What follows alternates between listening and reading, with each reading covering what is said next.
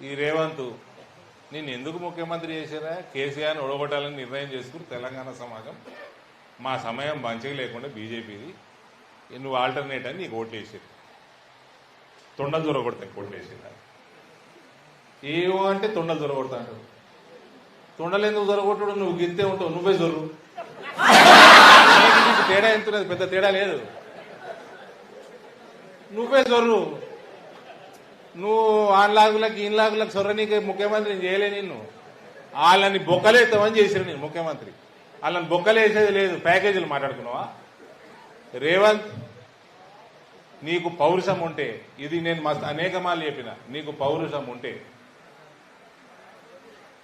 నిజంగా నువ్వు కొడంగల్ పాలమూరు బిడ్డవి అయితే వీళ్ళని లోపలి ప్యాకేజీలకు అమ్ముకోకు వ్యక్తిత్వాన్ని ప్యాకేజీలకు అమ్ముకోకు నిన్ను లోపలేసిన వీళ్ళు